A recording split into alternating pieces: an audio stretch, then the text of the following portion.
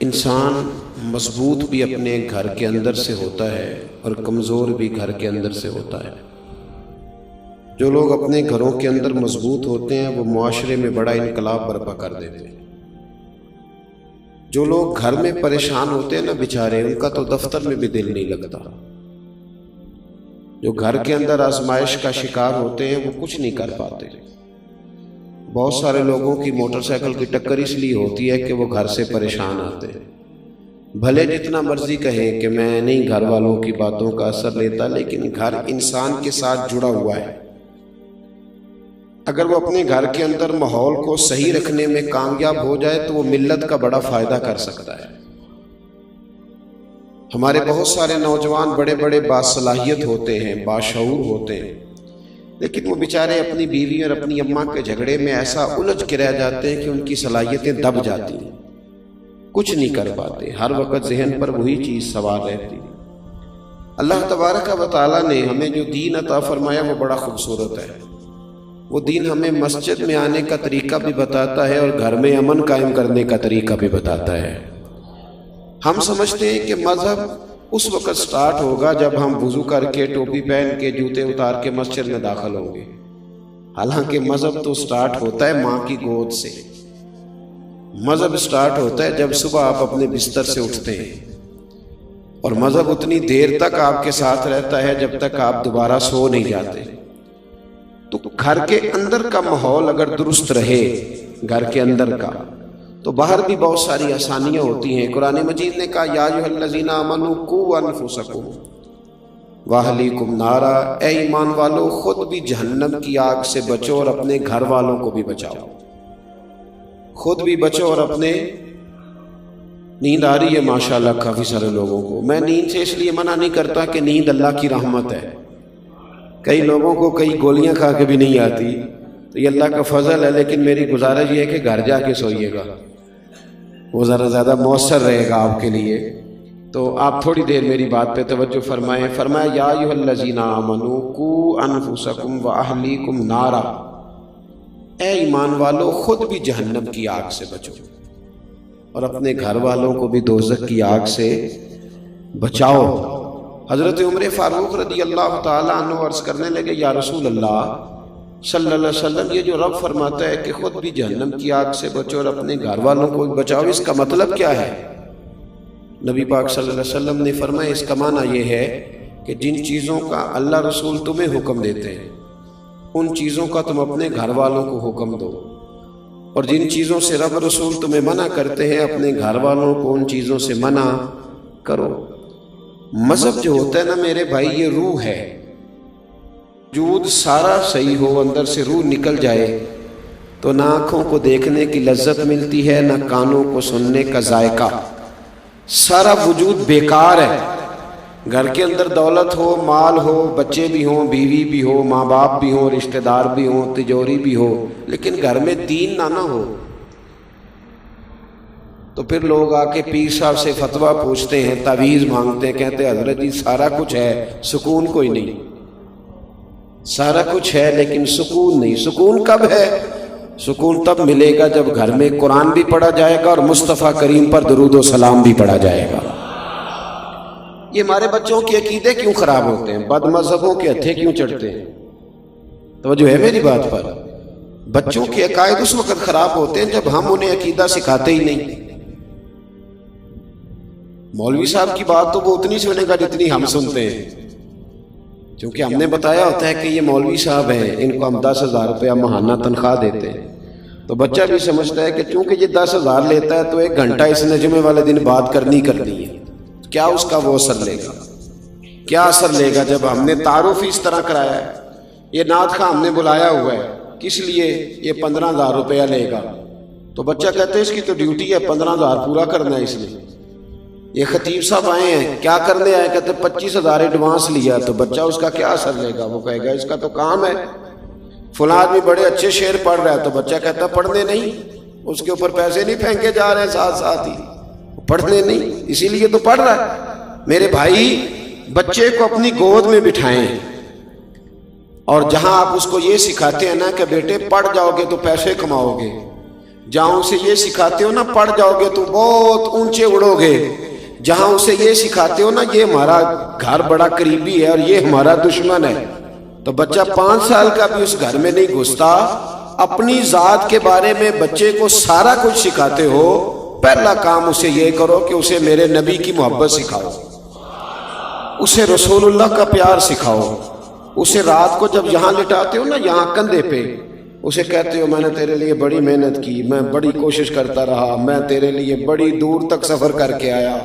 اسے کہا کرو بیٹے میں نے کچھ بھی نہیں کیا، تیرے لیے جو کچھ بھی کیا ہے تیرے رسول نے کیا ہے، تیرے محبوب نے تیری آخرت کے لیے بڑا کچھ کیا۔ اپنے بچوں کو نبی پاک علیہ السلام کی محبت سکھائیں، ان کی گھٹی میں ڈالیں یہ بات۔ کیسے بگڑ گیا بچہ، کیسے غیروں کے ہتھے چڑھ گیا۔ البدایہ والنہایہ میں روایت ہے، حضرت عباس نبی پاک علیہ السلام کے چچا ہیں، وہ کہتے ہیں میں اپنے بچوں کو گھر کے اندر بٹھا کے نا تو نبی پاک کی باتیں سنا رہا تھا۔ کون؟ خطیب صاحب کے ابا جی۔ حضرت عباس کہتے ہیں میں اپنے بچوں کو گھر میں بٹھا کے تو رسول پاک کی باتیں، میں حضور کے بچپن کی، حضور کے اخلاق کی، کردار کی، نبی پاک کے اٹھنے کی، بیٹھنے کی، میں بچوں کو باتیں سنا رہا تھا، میں سنا رہا تھا باتیں۔ فرماتے مجھے کیا خبر تھی کہ دروازے پہ کھڑے ہو کہ میرے نبی پاک بھی میری باتیں سن رہے ہیں۔ حضور گزر رہے تھے گلی سے تو محبوب نے دیکھا کہ وہ باتیں کر رہے ہیں نبی پاک کی، بچوں کو بٹھا کے۔ والد، آپ یقین کریں، اماں جو چاہتی ہے بچوں سے کرا لیتی ہے، اماں جو چاہتی ہے بچوں سے۔ ایک جملہ میں نے بعد میں کہنا تھا، پہلے کہہ دیتا ہوں، اماں اگر چاہے تو بچے باپ کے فرما بردار ہوتے ہیں، اور اگر اماں چاہے تو بچے باپ کے، صحیح کہہ رہا ہوں؟ تو اگر اماں کے کہنے پر بچے ابا جی سے جھگڑا کر لیتے ہیں یا ابا جی کے قدم چوم لیتے ہیں تو اماں کے کہنے پر بچے درود و سلام نہیں پڑھیں گے؟ وہ صحابہ کے یا اہل بیت کے یا محبوب علیہ السلام کی شان میں کمی کرنے والے بے ادب سے بچیں گے نہیں؟ کیوں نہیں یہ چیزیں ہم سکھاتے؟ حضرت عباس رضی اللہ تعالیٰ عنہ کہتے ہیں بچوں کو گھر میں بٹھا کے نبی پاک کی عظمتیں سنا رہا تھا۔ حضور گلی سے گزر رہے تھے تو محبوب بھی کھڑے ہو گئے، حضور سننے لگے۔ فرماتے میرے نصیب دیکھو پتہ نہیں کب سے حضور سن رہے تھے۔ جب باتیں مکمل ہو گئی نا، جب اس دن کا وہ سبق، اس دن کی وہ محفل تکمیل کو پہنچی تو محبوب نے دستک دی۔ کہتے ہیں حضور نے دستک دی، میں نے دروازہ کھولا تو حیران ہی رہ گیا، اللہ کی ساری رحمتیں میرے دروازے پر کھڑی تھی۔ فرماتے ہیں رشک کرنے لگا میں اپنے مقدر پر۔ محبوب اندر تشریف لائے، بیٹھ گئے تو محبوب نے سن بھی لیا، پھر بھی پوچھا چچا کیا کر رہے تھے؟ پوچھ لیا لیکن تصدیق کے لیے پوچھا کیا کر رہے تھے؟ عرض کی یا رسول اللہ صلی اللہ علیہ وسلم یہ عبداللہ یہ باقی بچے کہہ رہے تھے مصطفیٰ کی کوئی بات سنائے، تو محبوبہ آپ کے ہی تذکرے کر رہا تھا۔ حضرت عباس کہتے ہیں پہلے پوچھا پھر تصدیق فرمائی، کہنے لگے جو آپ کہہ رہے ہیں سچ کہہ رہے ہیں، میں بھی دروازے پہ کھڑا ہو کے سن رہا تھا، میں سن رہا تھا دروازے پہ کھڑے ہو کے، صحیح کہہ رہے۔ اب حضور نے رزلٹ کا اعلان کیا، تیرا بچہ کیسے ان کے پاس چلا گیا جو حضور کے علم غیب کا انکار کرتے ہیں؟ تو نے انہیں حضور کے علم کی بات بتائی نہیں؟ تیرا بچہ وہاں جا کے کیسے بیٹھ گیا؟ جو کہتے ہیں کہ معاذ اللہ تعالیٰ حضور کو تو اپنا نہیں پتا آخری وقت کیسا ہو، کہاں کیسے چلا گیا تیرا بچہ ان کے پاس جو صحابہ کرام کے بارے میں کمزور جملہ بول، جو اہل بیت نبوت کے بارے میں کمزور، کیسے چلا گیا؟ اگر تو نے گھر میں بیٹھ کے محفل کی ہوتی، انہیں خود سکھایا ہوتا، خود کیسے بگڑ سکتے تھے بچے؟ نہ ادھر ادھر کی تو بات کر، یہ بتا کہ قافلہ کیوں لٹا؟ مجھے رہزنوں سے غرض نہیں، تیری رہبری کا سوال ہے۔ تو پانی کس کو دیتا رہا اگر تیرا اپنا باغ ہی خشک رہ گیا؟ محبوب پاک علیہ السلام سے فرمانے لگے، نبی پاک علیہ السلام جناب عباس سے کہا میں نے سن لیا ہے اور میں اتنا خوش ہوا ہوں، اتنا خوش ہوا ہوں، سنو اب تمہیں ملے گا کیا؟ حضور کیا ملے گا؟ کہتے میرے سارے خاندان کی توجہ حضور کی جانب ہو گئی تو محبوب نے فرمایا حلت لکم شفاعتی، فرمایا تم نے یہ کام کر کے نا اپنے بچوں کو میری عظمت سکھا کے، اپنے بچوں کو میرے گیت سنا کے، فرمایا تم نے اپنے اور اپنے خاندان کے حق میں میری سفارش کو حلال کر لیا ہے۔ فرمایا اب صبح قیامت میں تم سب کی سفارش کرا کے تمہیں جنت میں ساتھ لے کے جاؤں گا۔ بچوں کو رات کو بٹھایا کریں، میری بات سنیں جی، اللہ خیر کرے، ویڈیو آپ کو مل جائے گی انشاءاللہ تعالیٰ، ایک بن جو رہی ہے ہمارے ملک میں، اور کچھ بنا نہیں بنا، ہم سارے کیمرہ مین تو بن ہی گئے ہیں۔ وہ پہلے نا اس طرح ہوتا تھا کہ کوئی کسی بزرگ سے ملتا تھا تو کہتا تھا جناب دعا کرنا، اب کوئی کسی بزرگ سے ملتا ہے تو کہتا ہے ادھر دیکھیا جائے ذرا فوٹو لینی ہے۔ او خدا کے بندو، دعا تو رہ ہی گئی۔ پہلے بزرگوں سے ملتے تو کہتے حضرت جی میرے لیے، اب کہتے حضرت جی ذرا امامہ سیدھا کر لو، فوٹو صحیح آ جائے۔ چھوڑے کوئی فرض کفایہ تو ہے نہیں، یہ تو بڑی مشکل سے علماء نے اجازت دی، اور پتہ نہیں کیسے کیسے ہم کال ڈھونڈ کے لائے، جزیات عموم بلوہ ہے، ابتلا ہے، کیا کیا ہمیں جزیات ڈھونڈنے پڑے، اور قوم نے اسے فرض کفایہ ہی بنا لیا ہے۔ آگے پیچھے بات بڑھتی نہیں، خدا را مہربانی۔ میں ایک جگہ پہ بیٹھا تھا کچھ عرصہ پہلے، تو 4 تصویریں لگی ہوئی تھی کمرے میں، میں نے کہا کہ یہ بھائی اتار دو، میں نے نماز پڑھنے کا، تو پیر صاحب کی ہے فوٹو۔ میں نے کہ جب حکم آ گیا کہ جہاں تصویر ہے وہاں نماز جائز نہیں، تو مرید صاحب کی ہو یا پیر صاحب کی ہو، بات تو ایک ہی ہے۔ تو پیر صاحب کو نہیں پتا فوٹو نہیں لگوانی چاہیے؟ ویسے بھی فوٹو دیواروں پہ نہیں پیروں کی رکھنی چاہیے، پیروں کی تصویر دل میں رکھنی چاہیے، اور ہم نے دل میں سجا رکھی ہے تصویر یار، بس ذرا گردن چکائی دیکھ لی۔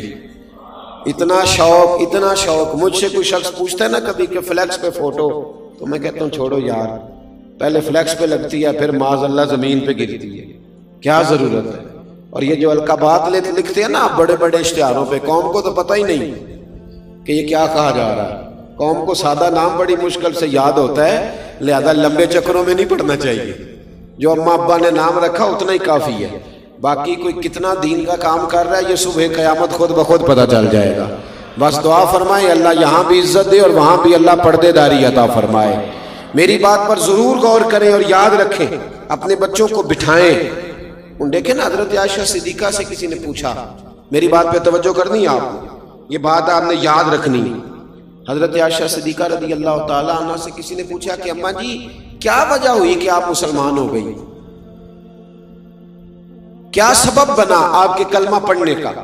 ہر آدمی کے ساتھ کوئی نہ کوئی بات ہوئی، کسی نے قرآن پاک سنا، کسی نے کچھ سنا، کوئی نہ کوئی واقعہ ہے، پس منظر ہے، تو اماں جی آپ کیسے مسلمان ہوئی؟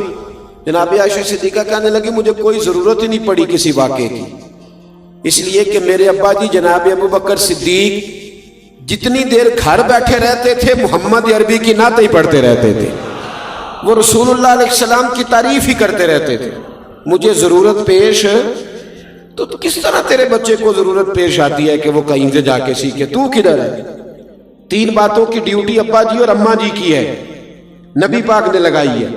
حضور نے فرمایا 3 کام کرو، اپنی اولاد کو 3 چیزیں سکھاؤ۔ حضور کون سی؟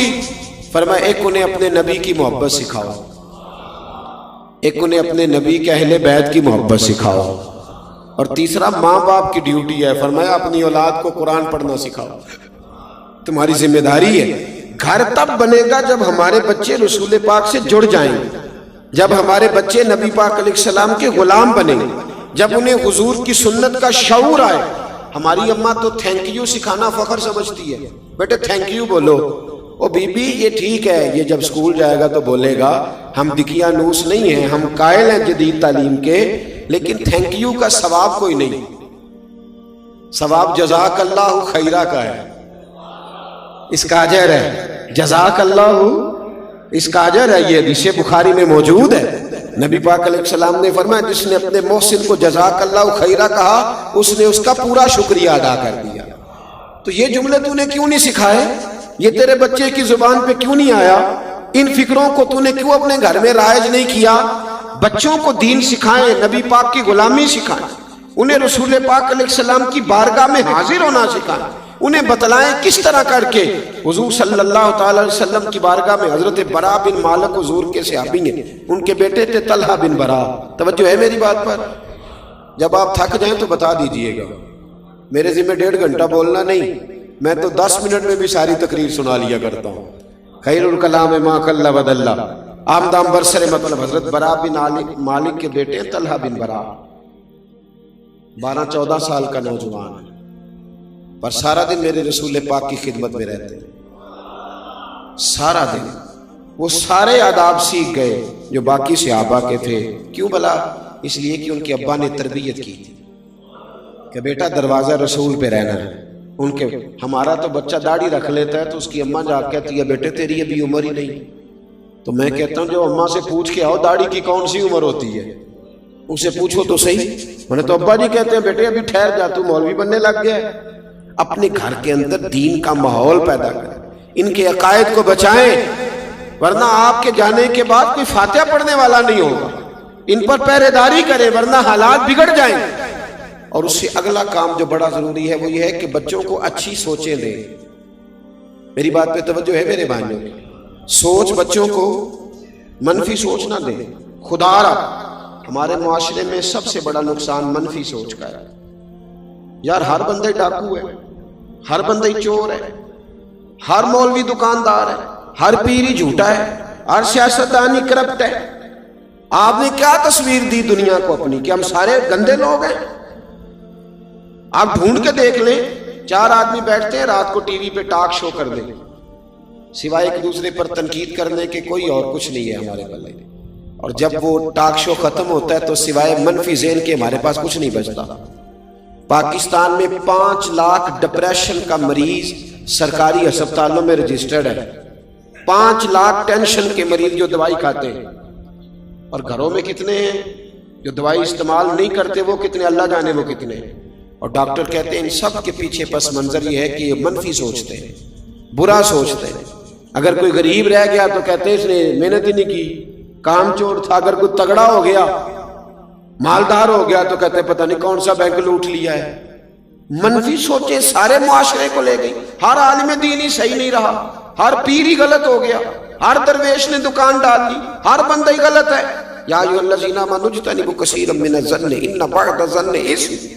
अल्लाह फरमाते हैं ईमान वालों बाज गुमानों से भी बचा करो। बहुत सारे गुमानों से बचो, बाज गुमान भी गुनाह है। ठंडी सोच रखे, अच्छा सोचे। जरूरी तो नहीं कि वो 2 बंदे जो सामने खड़े हो मेरे खिलाफ ही बात कर रहे हैं। को जरूरी है, उनको और काम कोई नहीं मेरे अलावा। मैं क्यों ये सोचता हूँ? बुरी सोच ने हमारा कोई दोस्त नहीं रहने दिया, हमारा कोई ताल्लुक वाला नहीं रहने दिया। बुरी सोच ने हर शख्स ही हमें बुरा लगता है, हर शख्स ही। खुदारा गौर फरमाए। लेकिन ना अम्मा बच्चे को पैदा करती है, पालती है, जवान करती है, खुद बहू लेके आती है। फिर वही अम्मा अगर 10 मिनट अपने बेटे को अब उसकी बीवी के पास से उठा के लाती है ना कि बेटे इधर आ 2 मिनट मेरी बात सुन, तो बहू सोचने लग जाती है मेरे खिलाफ ही प्रोपेगेंडा हो रहा है। भाई वो पहले दिन मुलाकात हुई है, उसका बेटा है, उसने जना है, उसने पाला है, तुझे पाल के तेरे खिलाफ ही बात करनी थी उसने। अपने घर में मुस्बत सोच को परवान चढ़ाए, मुस्बत सोच। और जहां तक सास का ताल्लुक है, हम तो बचपन से बच्ची को कहते हैं कि सास जालिम होती है। कहते नहीं हम, जब तू जाएगी ससुराल तो लाग पता जाएगा। क्यों? सास डायन होती है, खा जाएगी वो। क्यों मुस्बत सोच नहीं देते? और अगर कभी अम्मा के पास बेटा बैठा है तो बेटी आई है, बहू आई है, उसने कहा जरा 2 मिनट मेरी बात सुनना। भाई मियाँ बीवी की बहुत सारी प्राइवेसी होती है। इनकी जिंदगी हुन्ना लिबासुल लकुम व अंतुम लिबासुल लहुन, एक दूसरे का पर्दा होते हैं। समझ आ रही है ना मेरी बातों की? अब अगर कभी ले गई बीवी उठा के खामद को, तो अम्मा कहती है बस मेरे खिलाफ ही बात होने लगी। इतना मनफी ज़हन, और ये हमने बनाया है। ज़हनों को मुस्बत करें, अच्छा सोचें, अच्छी सोच को परवान चढ़ाएं। हजरत बिशर हाफी रहमतुल्लाह अलैह बगदाद के पीर थे, नंगे पांव चला करते थे। और अल्लाह ने उन्हें ये कमाल दिया था कि जब तक वो बगदाद की गलियों में नंगे पांव चलते थे, कुछ जानवर गोबर भी नहीं करता था। इतना बड़ा सूफी।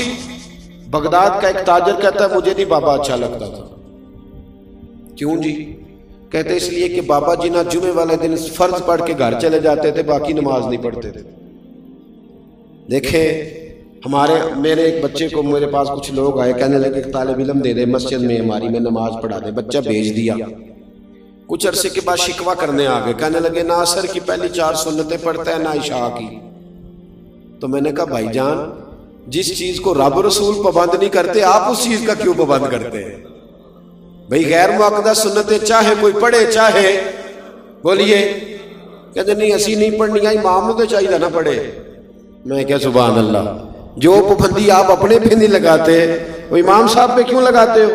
اس لیے کہ مولوی غریب ہوتا ہے، جو مرضی جس کا دل آئے کہہ جائے، یہ وجہ ہے صرف۔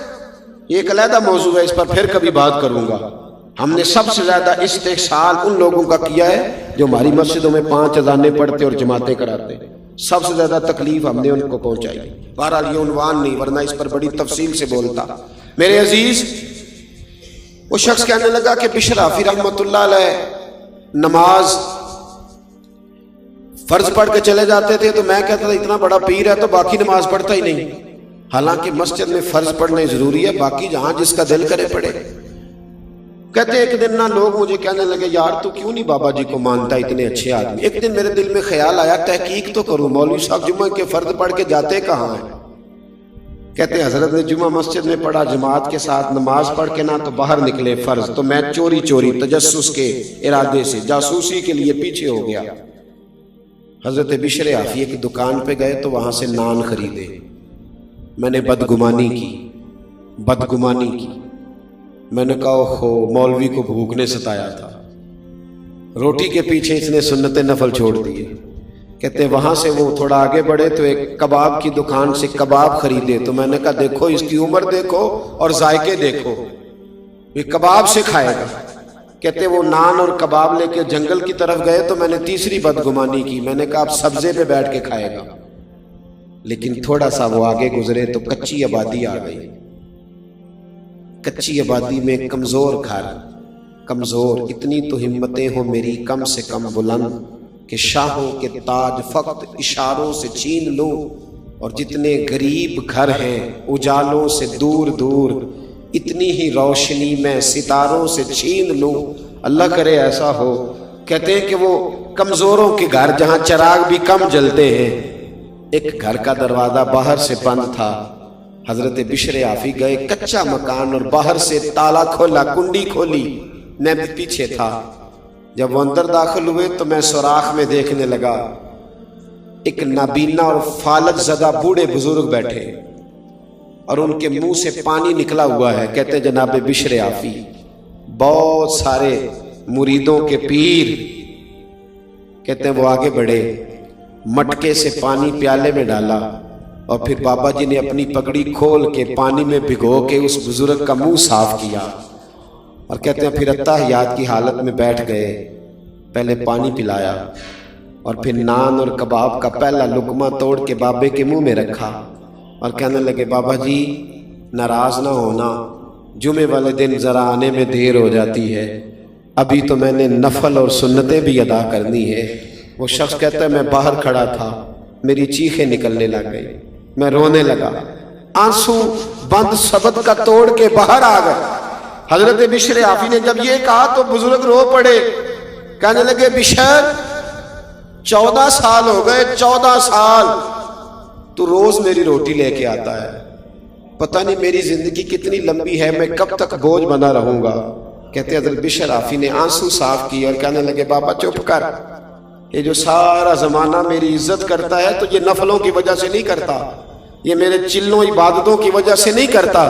بابا میں تیری لاوارث کی نوکری کرتا ہوں، تیری بیمار کی نوکری کرتا ہوں، تو اللہ نے ساری مخلوق کے دلوں میں میری محبت پیدا کر دی ہے۔ ارے خدا کے بندے تو ہیں ہزاروں، بنوں میں پھرتے ہیں مارے مارے، میں اس کا بندہ بنوں گا جس کو خدا کے بندوں سے پیار ہوگا۔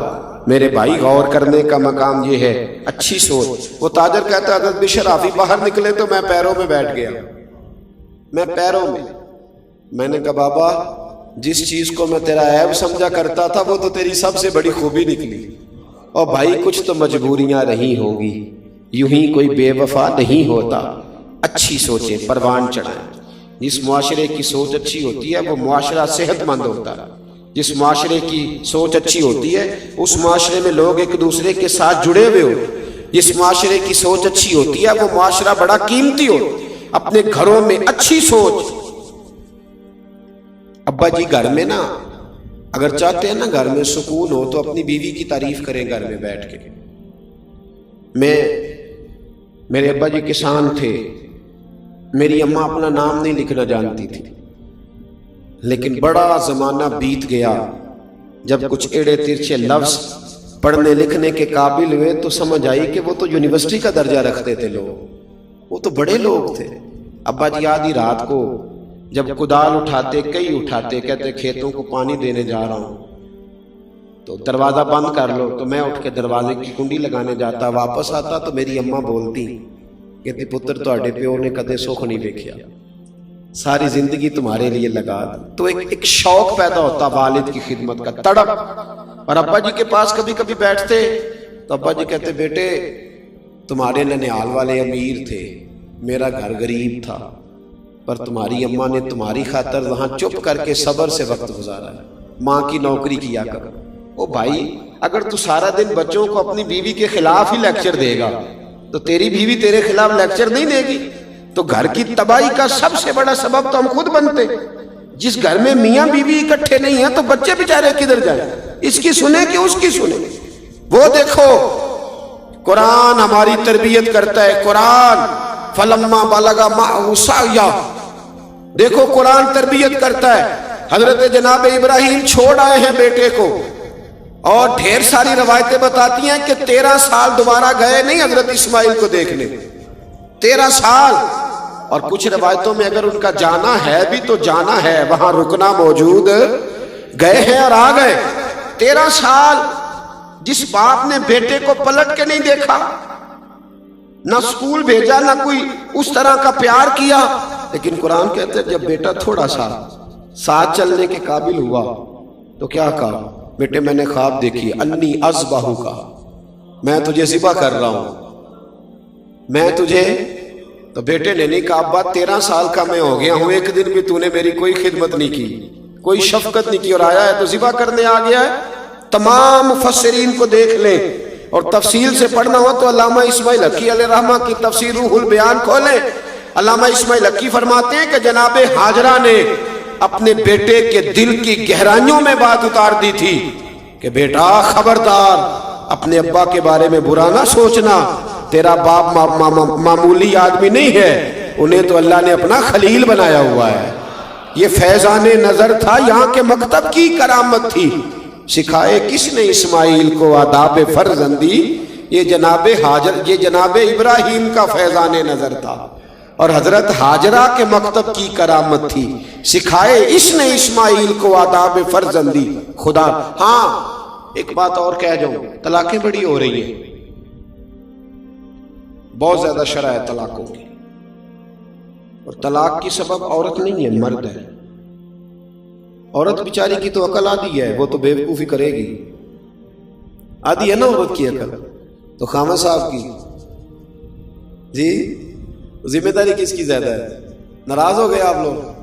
چلے ہو جائے کوئی بات نہیں، میں تو بات صحیح کر رہا ہوں، پوری کس کی ہے؟ تو پھر گھر کس نے بتانا ہے؟ اللہ تعالیٰ نے طلاق کی گرہ کس کے ہاتھ میں رکھی؟ تو پھر جو روز گرہ کھولتا ہے غلطی اس کی ہے نا۔ خامد کا بڑا حوصلہ چاہیے، بڑا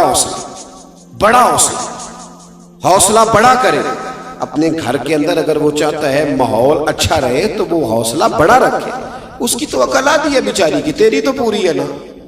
تجھے چاہیے تھا برداشت کرتا، تو اس کے برابر آ گیا، وہ تو مجبور ہے۔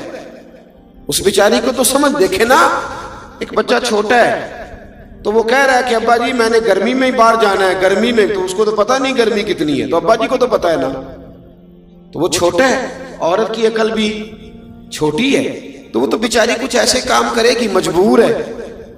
بہت بڑا نام ہے حضرت ابو الحسن خرقانی کا، بڑا نام ہے۔ محمود غزنوی ان کا مرید تھا۔ یہ تو بادشاہ کی بات ہے نا جی، ہمارے کسی آج کل کے کسی پیر کا مرید ہوتا محمود غزنوی تو انہیں پوسٹر لوا لینے سب، کہنا ہے بھی میری کرامتیں بھی گنیا کرو، جس طرح آپ نہیں پوسٹر لگائے ہوئے فلانے کو آرام آ گیا سارے دم کرانے آ جاؤ، جڑے محرم راز حقیقت دے وہ تے راز حقیقت کھول دے ہی نہیں، آج جنہ ویکھیا نہیں وہ کرن گلاں، جنہ ویکھ لیا وہ تے بول دے ہی نہیں۔ کبھی بڑے لوگوں نے بھی اس طرح کہانیاں سنائی ہیں، قریب کھڑے کر کے سناؤ ان کو میری کرامت، یہ کیا بات ہوئی؟ اگر کوئی چیز اندر ہوتی ہے تو بتانے کی ضرورت وہ سمجھ آ جاتی ہے۔ کیا دکانداریاں بنا لی ہیں، کیا تماشا لگایا ہوا، پوسٹر چھپے ہوئے، کارڈ بنائے ہوئے، ان چیزوں سے باہر آئیں، حقیقت کا سفر کریں۔ کسی ولی کی سب سے بڑی کرامت یہ ہے کہ وہ تیرے اندر سجدے کا ذوق پیدا کرے، وہ تیرے اندر قرآن پاک پڑھنے کا شوق پیدا کرے، وہ تیری زبان پر مصطفیٰ کا درود و سلام جاری کرے، وہ تیرے لیے دین پر چلنا آسان کر دے۔ یہ کیا کرامت ہوئی کہ میں گیا تھا دم کرانے؟ کس حدیث میں لکھا ہے کہ 10 صحابہ آئے تھے مصر سے نبی پاک کے پاس دم کرانے؟ کس حدیث میں لکھا ہے کہ شام سے 20 لوگ دم کرانے آئے؟ کہیں نہیں لکھا۔ ہاں دم کرانا جائز ہے، تعویذ لینا جائز ہے، لیکن میرے نبی کے پاس جو بھی آیا کرتا تھا وہ مصطفیٰ کا دین سیکھنے آیا کرتا تھا۔ اصل کی طرف بہرحال بات دور چلی جائے۔ حضرت ابو الحسن بہت بڑے صوفی گزرے، درویش تھے۔ ابو علی سینا سائنسدان، ان کا مرید، ان کا مرید، بڑے بڑے لوگ ان کے مرید، محمود غزنوی عقیدت مند، لیکن حضرت کی زوجہ کی طبیعت میں کچھ تلخی تھی۔ توجہ ہے میری بات پر؟ اگر نوجوان میری آج اس بات کو، شادی شدہ نوجوان اس بات پہ تھوڑا غور کریں گے تو انہیں نا دل ٹھنڈا کرنے کا موقع ملے گا۔ میں اتنا باعمل تو نہیں ہوں، لیکن لگتا ضرور ہے کہ یہ بات ذہن میں آئے گی نا آپ کے تو کچھ فائدہ دے گی۔ اللہ تعالیٰ آپ کو جزا دے۔ اب آپ بیٹھے رہیے، پیسے نہ لائیے گا، اللہ آپ کو خوش رکھے، اللہ تعالیٰ آپ کو برکت دے۔ اس کے بغیر بھی کام چالی جاتا ہے الحمدللہ، تو کوئی ایسا مسئلہ نہیں ہے۔ اس سے بھی تھوڑا سا بچنا چاہیے۔ جب آپ برسر اسٹیج پیسے دیتے ہیں نا اس طرح کر کے، تو پھر وہ بندہ نہیں اچھا لگتا جو نہ دے رہا ہو۔ تو اس لیے ماحول ایک جیسا رہنے دیں۔ کسی کی خدمت کرنا، وہ سارا کچھ کرنا، وہ سنت ہے، اس میں اختلاف نہیں، لیکن برسر اسٹیج نا استحصال ہونے لگ جاتا ہے۔ پھر غریب آدمی سامنے نہیں بیٹھتا، پیچھے ہو کے بیٹھتا ہے، کہنا میرے کو دتھی ہوندی تو میں بھی اگے بیٹھا۔ اس لیے مہربانی فرمائیں ان چیزوں سے اگر پرہیز ہو جائے برسر اسٹیج تو فائدہ ہوگا ملت۔ اللہ ہمیں توفیق عمل عطا فرمائے، آمین تو کہہ دے۔ میں بس بات سمیٹنے کی طرف آ رہا ہوں۔ حضرت ابو الحسن رحمۃ اللہ علیہ سے ایک شخص مصر سے ملنے گیا یا یمن سے ملنے گیا، اس نے 2-3 مہینے کا سفر کیا، حضرت کے دروازے پہ دستک دی، تعریف سن کے آیا۔ دستک دی تو اندر سے بی بی صاحبہ بولی، اماں جی کون ہے؟ طبیعت میں تلخی تھی، کون ہے دروازے پہ؟ نے کہا اماں جی میں حضرت کا عقیدت مند ہوں، تو بڑی دور سے آیا ہوں۔ تو اماں کہنے لگی تجھے بھی کوئی کام نہیں جس طرح انہیں کوئی کام نہیں، فارغ ہے تو بھی؟ کہتا ہے میں تو بڑا ذہن میں زاویہ بنا کے آیا تھا، ذائچہ سارا ٹوٹ گیا۔ کہا چلے اماں جی میں اب آ گیا ہوں تو مہربانی کریں بتا دے کہاں ہے؟ تو کہنے لگی وہ جنگل میں 10-12 فارغ لوگ اس کے پاس بیٹھے ہوں گے، اللہ اللہ ہو رہی ہوگی، تو بھی چلا جا بھائی، اور اب دروازہ نہ کھٹکھٹانا۔ وہ کہتا ہے کہ وہ میرے اندر سے وہ بات تو نکل گئی، میں نے کہا جس شخص کا گھر میں ہی کوئی حال نہیں، میں نے کیا عقیدت کر دی ہے، لیکن چلو آیا ہوں تو مل لیتا ہوں۔ کہتے ہیں میں نے جنگل کی طرف منہ کیا، شام ہو گئی تھی، میں نے دیکھا کہ حضرت ابو الحسن خرقانی شیر پہ بیٹھے ہوئے، شیر انہیں گھر چھوڑنے آ گیا۔ میرے اندر سے پھر بدگمانی نکلی، میں نے کہا دیکھو زوجہ قابو آتی نہیں، شیر پہ قبضہ کیا ہوا ہے۔ اللہ تعالیٰ اپنے بندوں کو یہ کمال دیتا ہے۔ ترمذی کے لفظ ہے اتقوا فراست المومن فإنه ينظر بنور اللہ۔ نبی پاک علیہ السلام نے فرمایا مومن کی فراست قلبی سے ڈرو، وہ تو اللہ کے نور سے دیکھ لیتا ہے۔ مومن کس سے دیکھتا ہے؟ اللہ کے۔ فإنه ينظر بنور اللہ، بے شک وہ اللہ کے نور سے دیکھتا ہے۔ فرماتے ہیں میرے دل کی بات جان گئے اور فرمانے لگے شام ہو گئی تھی، اللہ اللہ کرتے تو شیر مجھے کہنے لگا حضرت جی کو جانور تکلیف نہ دے، میں آپ کو گھر چھوڑ آتا ہوں۔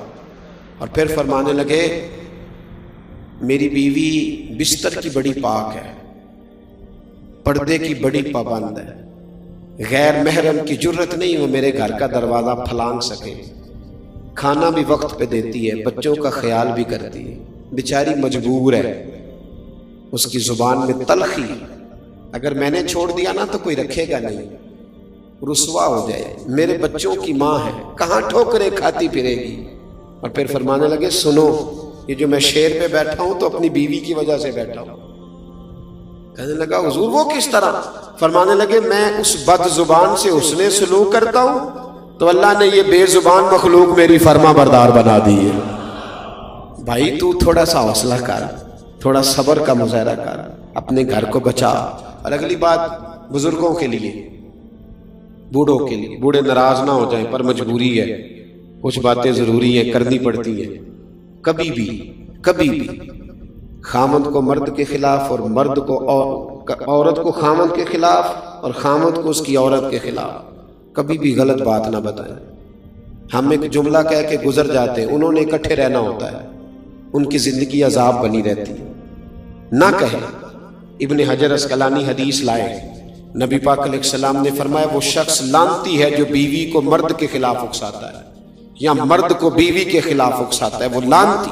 ان کی اچھی تربیت کریں، ان کو کہیں تیرا خامن تیرے حق میں اچھا ہے۔ نہ بچی کی اماں اچھا مشورہ دیتی ہے، نہ بچے کی اماں، الا ماشاءاللہ گھر ٹوٹتا ہے۔